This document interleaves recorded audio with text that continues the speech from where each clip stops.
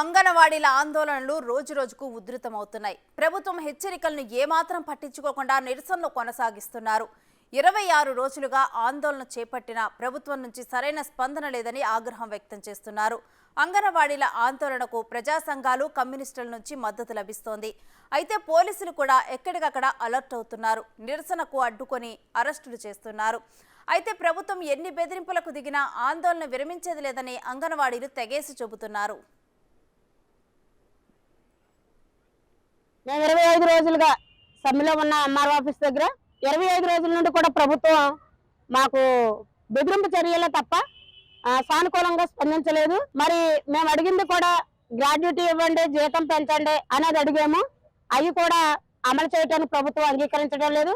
5వ తారీఖు మీకు డెడ్ లైన్, విధుల్లోకి రాకపోతే కనుక మిమ్మల్ని తీసేస్తాం, వేరే వాళ్ళని పెడతామని అన్నారు. అది మమ్మల్ని ఎలా తీసేస్తారో అనేది మేము అడుగుతున్నాం. ఏదేమైనా కానీ మేము మాత్రం సమ్మె కొనసాగిస్తానే ఉంటాము. మేము ఏదైనా జీతం సాధించుకొని, గ్రాడ్యుటీ సాధించుకొని మేము బడికొస్తాము. అసలు స్కూల్కి వచ్చి ప్రీ స్కూల్ జరుగుతుందో ఈరోజు. మరి ప్రతిపక్షంలో ఉన్నప్పుడు ఏమైతే హామీలు ఇచ్చారో, వీళ్ళకి ఈ జీతం ఎలా సరిపోతుంది అని అన్నారు. అప్పుడు ప్రతిపక్షంలో ఉన్నప్పుడు ఈ మహిళలు ఎలా బ్రతుకుతారు అని అన్నారు. మా సమస్యల్ని మేము సాధించుకొని మేము వస్తామనేసి హెచ్చరిస్తున్నాను. అంగన్వాడీ కార్యకర్తలు 278 మంది ఈ స్ట్రైక్లో వెళ్ళటం వలన గర్భవతులకి, బాలింతలకి, 6 months to 3 years పిల్లలకి మనం సకాలంలో ఇవన్నీ అందించడంలో కూడా కొంచెం ఇబ్బందులు ఎదుర్కొన్నప్పటికీ సెక్రటేరియట్ స్టాఫ్ సహకారంతోనూ, ఎస్హెచ్జి గ్రూపుల సహకారంతోనూ పౌష్టికాహారం పంపిణీ చేయడం జరుగుతోంది. అయినప్పటికీ ఈ అంగన్వాడీ కార్యకర్తలు అందరూ కూడా ఒకటి రియలైజ్ అవ్వాలి. మీకున్న 11 డిమాండ్ల 10 డిమాండ్ల వరకు ప్రభుత్వం సమస్య పరిష్కరించడం జరిగింది. మిగతా డిమాండ్లు తీర్చడం పట్ల కూడా ప్రభుత్వం సానుకూలంగా ఉంది కనుక వెంటనే మీరు విధుల్లో జాయిన్ అయ్యి మీరు సమాజం పట్ల బాధ్యతతో గర్భవతులు, బాలింతలు, చంటి బిడ్డలకి పౌష్టికాహార లోపం ఏర్పడకుండా పనికి తగ్గ వేతనం ఇవ్వాలని డిమాండ్ చేస్తున్నారు. గతంలో ప్రభుత్వం ఇచ్చిన మాటను నిలబెట్టుకోవాల్సిందేనని చెబుతున్నారు. తమ డిమాండ్లు నెరవేరే వరకు కూడా పలు నిరసనలు కొనసాగిస్తామని తేల్చి చెబుతున్నారు. ప్రభుత్వం స్పందించే వరకు వినూత్న మార్గాల్లో నిరసనలు చేస్తున్నారు. నిన్న మెడకు ఉరితాళ్లు బిగించుకొని వారు ఆవేదనలు తెలిపారు. ఇక తక్షణమే విధుల్లో చేరాలని కలెక్టర్లు ఆదేశాలు జారీ చేశారు.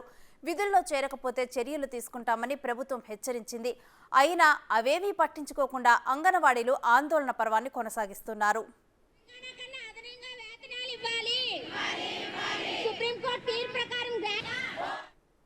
సమస్యల పరిష్కారంకే అంగన్వాడీలు చేస్తున్న సమ్మె 26వ రోజు చేరుకుంది. అయితే ఈ నెల 5వ తేదీలోపు విధుల్లోకి చేరకపోతే శాఖాపరమైన చర్యలు తీసుకుంటామని ప్రభుత్వం హెచ్చరించినప్పటికైతే వారు ఎట్టి పరిస్థితుల్లో సమ్మెనైతే వినలేదు. దీంతో ప్రభుత్వం ఈరోజు ఎస్మా చట్టాన్ని అయితే వారిపై ప్రయోగించింది. ఈ నేపథ్యంలో ఎస్మా చట్టం ప్రయోగించిన నేపథ్యంలో వారు ఏ విధంగా రియాక్ట్ అవుతారో అంగన్వాడీని అడిగి తెలుసుకుందాం. చెప్పండి, ప్రభుత్వం మీ మీద అయితే ఎస్మా చట్టం ప్రయోగించింది, దీనిపై మీరేమంటారు?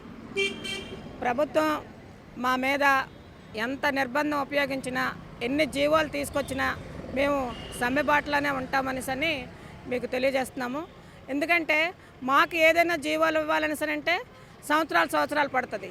వాళ్ళు ఒక జీవోని విడుదల చేయాలంటే కొన్ని గంటలే, కొన్ని నిమిషాల్లోనే మాకు జీవోలు విడుదల చేసి పెడుతున్నారు. ఇది చాలా దుర్మార్గం. మేము మహిళలను చూడకుండా ఇలాంటి జీవోలు తీసుకొచ్చి మమ్మల్ని ఇబ్బంది పెట్టడం దుర్మార్గం అని మీ ద్వారా తెలియజేస్తాం. మీరు చెప్పండి, ప్రభుత్వం మీద ఎస్మా చట్టం ప్రయోగించింది. ఇంకో 6 నెలల పాటు ఎటువంటి ర్యాలీలు కావచ్చు, నిరసనలు కావచ్చు, సమ్మెలు కానీ చేయకూడదని ప్రభుత్వం ఎస్మా చట్టం ద్వారా తెలియజేస్తుంది. అయితే దీనిపై మీరేమంటారు? 1వ తేదీ నుంచి 5వ తేదీ వరకు విధుల్లోకి హాజరు కాకపోతే ప్రత్యామ్నాయం చూస్తామని చెప్పినప్పుడే అంగన్వాడీలు ఎవరు బెదరలేదు. ఇప్పుడు ఎటువంటి చట్టాలు వచ్చినా, ఎటువంటి జీవాలు వచ్చినా అంగన్వాడీలు బెదిరేదే లేదు. ఏవైతే నిర్దిష్టమైన వాటి కోసం ఇప్పుడు పోరాడుతున్నారో ఆ ప్రధానమైన డిమాండ్లు అయినంత వరకు ఈ అంగన్వాడీల పోరాటం అనేది ఆగదని మీ మూలంగా ప్రభుత్వానికి హెచ్చరిస్తున్నాం. ఇది వారు చెప్తున్నారు. ఎట్టి పరిస్థితుల్లో ప్రభుత్వానికి లొంగేది ఎస్మా చట్టం ప్రయోగించినా కానీ ఎట్టి పరిస్థితుల్లో మేమైతే సమస్యలు పరిష్కారం అయ్యే వరకు కూడా విధుల్లో చేరే ప్రసక్తి లేదంటే వారు చెప్తున్నారు. కెమెరామెన్ హరీష్తో శివశంకర్, బిగ్ టీవీ, విజయనగరం. పశ్చిమ గోదావరి జిల్లా తాడేపల్లిగూడెంలో పెద్ద ఎత్తున ఆందోళన చేపట్టారు. తమ సమస్యలు పరిష్కారం అయ్యే వరకు కూడా వెనక్కి తగ్గమను తేల్చి చెప్పారు. ప్రభుత్వం దిగిరాకపోతే వైసీపీకి వచ్చే ఎన్నికల్లో బుద్ధి చెబుతామని ఖాయమని వార్నింగ్ ఇచ్చారు.